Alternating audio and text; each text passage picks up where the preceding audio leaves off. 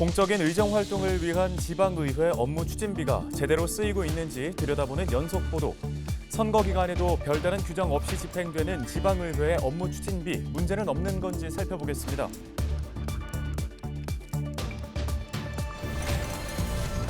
업무 추진비가 구의회 홈페이지를 통해 공개되고 있지만 예산이 어떤 공적인 업무에 쓰였는지는 알기가 힘듭니다. 지방의회 업무 추진비, 시민들의 생각 들어봤습니다.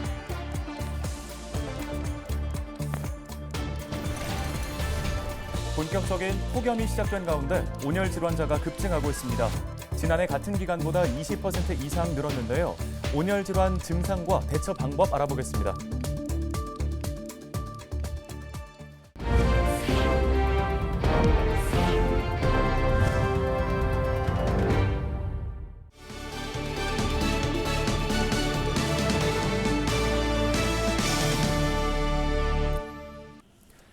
여러분 안녕하십니까? 헬로티비 뉴스입니다. 공적인 의정 활동을 위한 지방의회 업무 추진비가 제대로 쓰이고 있는지 헬로티비 뉴스에서 들여다보고 있습니다. 임기 만료 불과 2주를 남기고 선출된 부의장의 업무 추진비 사용 논란을 보도해드린 바 있는데요. 네, 그런가 하면 제8회 전국 동시지방선거를 앞둔 선거 기간 구의회 의장단이 업무 추진비를 사용해 적절성 여부가 도마 위에 올랐습니다. 별다른 규정 없이 집행되는 이 업무 추진비, 과연 문제는 없는 걸까요? 손성혜 기자가 취재했습니다. 지난 6일 지방선거에 출마했던 양천구 의원의 선거 비용 내역입니다.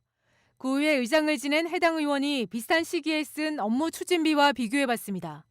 선거비와 업무 추진비 사용 장소가 일부 겹칩니다. 업무 추진비로 사용한 식당과 그 선거 비용으로 사용한 식당의 이름이 거의 반복되고 있습니다. 그렇기 때문에 이런 업무 추진비를 혹시나 선거 활동에 사용하지 않았나라는 조금 합리적인 의심을 할 수밖에 없는 상황이고요. 지난 8대 양천구의회 의장단이 선거를 앞두고 4월과 5월 2달 동안 집행한 업무 추진비는 약 160여 건. 대부분 밥값으로 일부는 술집에서도 썼습니다. 의장단 가운데 한 의원은 같은 식당에서 연이어 2번 결제했는가 하면 다른 날에는 저녁 무렵 1시간 간격으로 가게 3곳에서 결제하기도 했습니다. 지방의회의 업무 추진비 사용 지침이 명확하지 않다 보니 구체적인 사용 내역은 알 수 없습니다. 업무 추진비 장소와 그리고 선거비 사용 장소가 같고 충분히 사회상규를 벗어난 그러한 행위로 볼 수가 있고 충분히 오해를 살 수 있고 문제가 될 수 있다고 생각됩니다. 이 문제에 대해 의원에게 물어봤습니다. 각 의원님들이나 선거에 안 나가신 분들 계시고 그러잖아요. 네, 그럼 여러 가지로 뭐 상의한달지 그런 것들이죠. 그렇게 많이 쓰진 않았을 거예요. 제가 그걸 파악을 안 해서 모르겠는데요. 의정 활동에 사용했으니 문제될 게 없다는 건데 공개된 내용으로는 이를 확인하기가 어렵습니다. 시민들이 확인할 길이 없기 때문에 이건 그냥 식당 가서 밥 먹은 거 아니냐. 우리 세금으로 의원들 그러면 밥값까지 챙겨줘야 되느냐라는 식의 어떤 불만이 계속적으로 제기될 수밖에 없죠. 양천구의회는 지난해 업무 추진비 집행 조례를 만들면서 예산 부당 사용 방지책으로 의장이 업무 추진비 사용 내역을 주기적으로 모니터링하도록 했습니다. 선거 기간에 대해서는 따로 규정이 있지는 않고 지역 주민들한테 식사를 같이 하는 일이 없도록 그런 식으로 안내만 하고 있어요. 선거 기간 중에는 오해 받으실 수 있으니까 되도록은 사용하지 않으시면 좋겠습니다. 국민권익위원회는 지방의회 업무 추진비 집행에 관해 외부 감사를 받도록 권고하고 있습니다. 그러나 의회 스스로 조례를 만들다 보니 업무 추진비가 감시의 사각지대에 놓여 있습니다. 헬로티비 뉴스 손성혜입니다. 이렇게 양천구의회 업무 추진비는 선거 기간은 물론 임기 막바지까지 의원들의 쌈짓돈으로 이용됐습니다. 네, 하지만 정작 어떤 목적으로 썼는지는 일반인들은 알 수가 없습니다. 시민들의 생각 들어봤습니다. 김진재 기자입니다. 양천구의 부의장이 2주간 식당에서 사용한 업무 추진비 190만 원. 참석 인원으로 나눠보니 인당 평균 식대는 2만 5천 원입니다. 시민들의 의견을 들어봤습니다. 점심에 나가서 일단 밥 한 끼 사 먹으려고 해도 엄청 많이 지금 올랐잖아요. 생활하기 힘들어진 상태인데 그거를 뭐 밥값으로 2주 만에 190 썼다는 거는 조금 저희로서는 그러니까 서민들이 생각했을 때는 형평성에 맞지 않고. 복사한 듯 똑같이 적힌 사용 목적. 시민들은 업무 추진비 투명성도 개선해야 한다고 말합니다. 분명히 개선해야 될 부분이 많은 것 같고, 그리고 이것들에 대해서 기본적으로 좀 투명하게 국민의 세금으로서 유지가 되는 거다 보니까 그 부분에 있어서도 책임감을 좀 가지셔야 되지 않을까. 개인적으로 그 술 먹고 다니고 개인적 친구 만나서 술 먹고 그 근거도 없고 자료도 없고 그냥 막 쓰고 다니면은 그 일반사람 모르잖아요. 선거 기간 식당에서 꼭 업무 추진비를 사용했어야 하는지에 대한 의문점도 있습니다. 후보자 신분으로 업무 추진비를 사용하는 게 맞는지 의문이라는 겁니다. 그런 것이 오해받죠. 사주는 것이 선거 끝나고 이 몇 개월 끝나고 나서는 사줘도 되지만 지금 안에는 사주면 안 됩니다. 선거 기간에 그걸 밥값을 낸다든가 한 것은 아니고 다음에 끝나고 나서 국민들을 위해서 써야지. 시민들은 제대로 알 수도 이해할 수도 없는 업무 추진비 사용 내역. 양천구에는 2년마다 의장단 선출을 두고 밥그릇 싸움을 반복하고 있습니다. 헬로티비 뉴스 김진재입니다.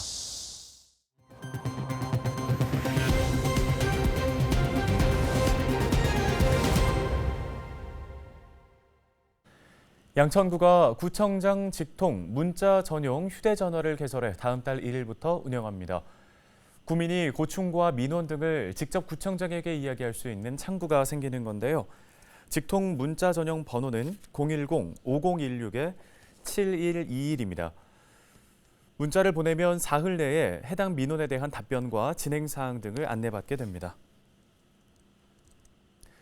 다음 소식입니다. 은평구가 올해 위반 건축물 조사, 정비 계획을 세우고 소형, 중대형 건축물 등을 집중 점검합니다. 연면적 2,000제곱미터 미만 소형 건축물은 분기별로 무단 용도 변경과 방 쪼개기, 발코니 위반 사항 등을 중점적으로 확인할 계획입니다. 연면적 2,000제곱미터 이상 중대형 건축물의 경우 조경 훼손 등을 연 1회 점검합니다. 은평구는 위반 건축물에 대해 자진 정비를 유도하고 개선되지 않을 경우 이행 강제금 부과와 함께 건축물 대장에 위반 건축물로 등재할 예정입니다. 위반 건축물로 등재되면 대출 제한을 비롯해 부동산 매매와 각종 인허가에서 불이익을 받게 됩니다. 또 이행 강제금이 부과된 위반 건축물은 원상 회복될 때까지 매년 건축 이행 강제금이 부과됩니다.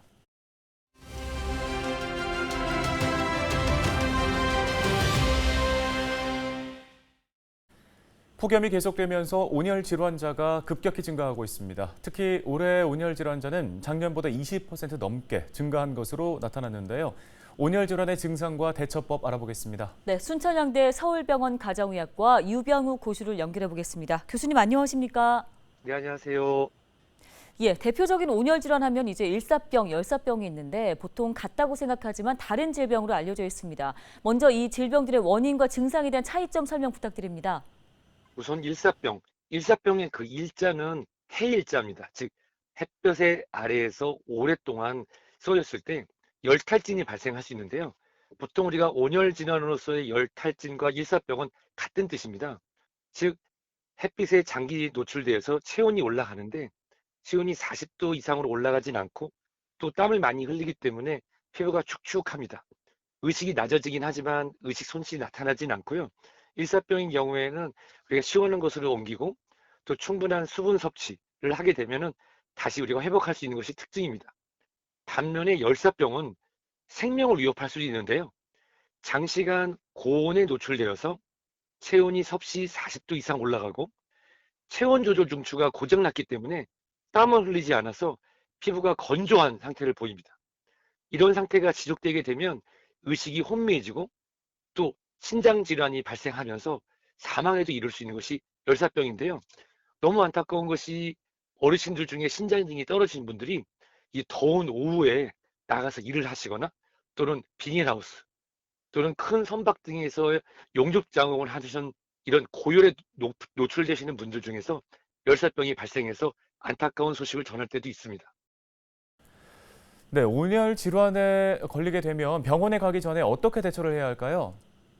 우선 온열 질환, 열사병, 일사병, 열탈진 사실 대부분 여름철에 장시간 고온 다습한 실외에 있다 보면은 어지럽고 그리고 힘이 빠지는 증상을 느낄 수가 있습니다.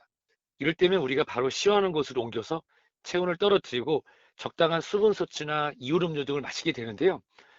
길에서 또는 주변에서 의식을 잃고 쓰러지신 분이 있다고 하면은 가장 먼저 해야 되는 것은 바로 119, 누구에게 도움을 요청하는 전화를 하는 것입니다. 혼자 해결하시지 말고요. 그리고 나서 옷을 시원하게 갈아입히고 그리고 실내 또는 우리가 에어컨 등이 작동하는 시원한 곳으로 옮겨서 의식이 깰 수 있도록 도와줘야 되는데요.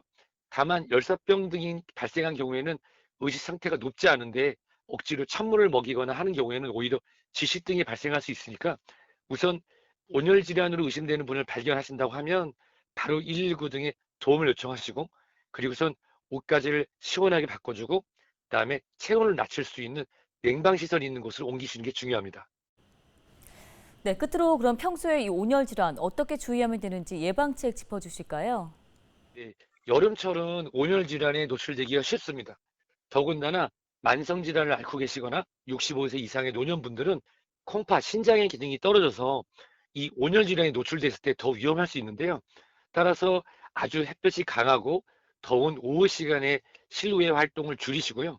외출하시기 전에 물 한 잔, 그리고 본인이 환경을 지킬 수 있는 물병을 갖고 수시로 물을 조금씩 드시거나 이온 음료들을 챙겨 드시는 게 여름철 온열 질환을 예방하는 좋은 방법이 되겠습니다.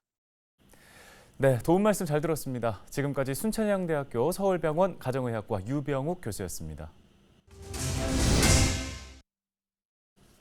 뉴스 마치겠습니다. 네, 여러분 고맙습니다.